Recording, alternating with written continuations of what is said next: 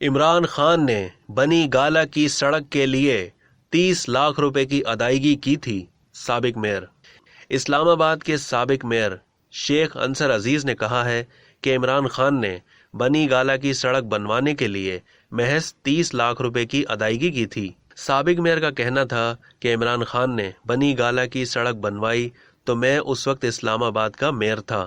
انہوں نے سڑک بنانے کے لیے CDA کو 30 لاکھ روپے کی ادائیگی کی تھی۔ ان کا کہنا تھا کہ 2019 میں وزیر اعظم ہاؤس سے ہدایت آئی تھی کہ وزیر اعظم کے گھر کی طرف جو سڑک ہے اور یہ سڑک مین روڈ سے ہوتی ہوئی ان کے گھر کی طرف جاتی ہے، اس کی مینٹیننس کروا کر دی تھی، اور اس کے لیے انہوں نے صرف 30 لاکھ روپے ادا کیے تھے، جس کا ریکارڈ بھی موجود ہے۔ اب تک کے لیے اتنا ہی۔ مزید معلومات کے لیے ڈیلی جنگ کے YouTube چینل کو سبسکرائب کرنا نہ بھولیے اور فیس بک کے پیج کو بھی لائک کرنا نہ بھولیے۔